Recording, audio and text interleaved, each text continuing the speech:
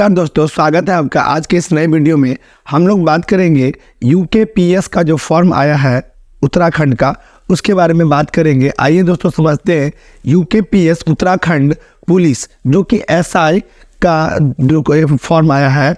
इसमें दोस्तों ये जो पोस्ट है उसमें आपको 222 पोस्ट है। ये जो स्टार्ट डेट है वो आपको 31/1/2024 मतलब ये 31 जनवरी को ही फॉर्म का जो स्टार्ट है, फॉर्म भरने का डेट वो स्टार्ट हो गया।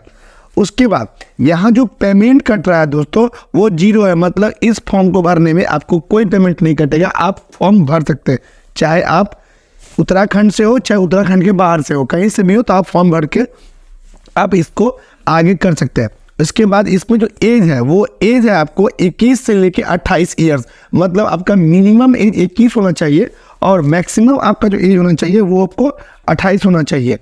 अब इसके बाद जो इसका एग्ज़ाम नेम है टोटल पोस्ट है, इसके बारे में थोड़ा सा बात कर लेते हैं। इसमें 4 तरह का पोस्ट है। ये जो 4 तरह का पोस्ट है उसमें कितना कितना सीट है वो मैं आपको बताना चाहता हूँ। इसमें है सब इंस्पेक्टर सिविल पुलिस जिसमें आपको 65 सीट है, जो कि जनरल ओबीसी एससी सबको मिला के इसमें सीट है, ठीक है। उसके बाद सब इंस्पेक्टर इंटेलिजेंस जो है उसमें आपको 43 सीट है। इसके बाद प्लेटून कमांडर गुलमानक जो है आपको उसमें आपको 89 सीट है, ठीक है। और एक जो लास्ट आपको है वो है फायर स्टेशन सेकेंड ऑफिसर, इसमें आपको 25 सीट है। टोटल जो होता है दोस्तों वो आपको हो जाता है 222, टोटल आपको इतना सीट होता है। उसके बाद यहाँ जो एलिजिबिलिटी मांग रहा है कि आप जो अगर ये फॉर्म भरते हैं तो आपका एलिजिबिलिटी क्या होना चाहिए, इसके बारे में तो आपका जो एलिजिबिलिटी है वो है bachelor degree any stream from any recognised university in India, मतलब आप अगर बैचलर डिग्री किए हुए ग्रेजुएशन पास है आप तो ये फॉर्म आप भर सकते हैं। चाहे आप इंडिया के किसी भी कोने से आपने ग्रेजुएशन किया है, आपने बैचलर डिग्री किया है तो ये फॉर्म भर सकते हैं आप। इसके बाद ये चीज़ जो तीनों ये जो क्वालिफिकेशन है ये सिर्फ इस तीनों के लिए काम करेगा, ये सिर्फ इस तीनों के लिए, ठीक है। जो कि अगर आप इस तीनों का पोस्ट अगर भरते हैं तो इसमें आपको इसके लिए आपका ये अप्लाइड होगा, ठीक है। अब ये जो यहाँ पोस्ट है फायर स्टेशन सेकेंड ऑफिसर, इसमें क्या दोस्तों, इसमें आपको bachelor degree in any stream from any recognised university in India.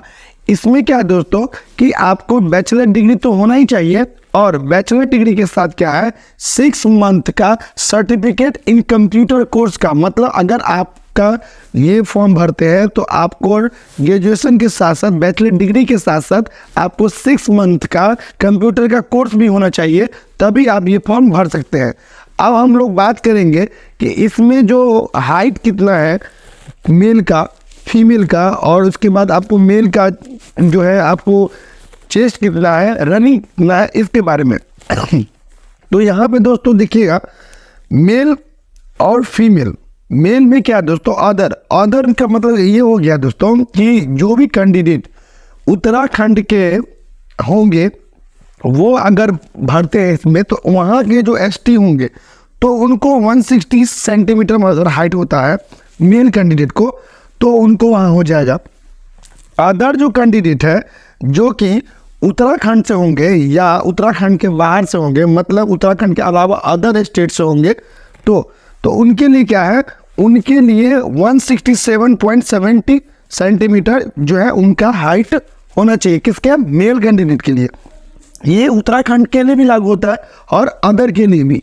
अब फीमेल जो है फीमेल के लिए अगर वो उत्तराखंड के अदर में है, मतलब एसटी को छोड़ के, तो एसटी को कितना चाहिए 147 फीमेल कैंडिडेट के लिए। और अगर फीमेल कैंडिडेट उत्तराखंड या उत्तराखंड के अदर कहीं से है तो उनको कितना चाहिए 152 सेंटीमीटर, मतलब उनका 152 सेंटीमीटर उनका हाइट होना चाहिए। अब यहाँ पे एक चीज़ और, मेल का जो चेस्ट है वो आपको 78.8 83.8 सेंटीमीटर, मतलब उनका जो ये चेस्ट का जो साइज है वो उनका ये इतना होना चाहिए इस कैटेगरी इस हिसाब से, ठीक है। और रनिंग की जो बात करें तो रनिंग इसमें है 5 किलोमीटर इन 30 मिनट, किसके लिए, वो मेल कैंडिडेट के लिए।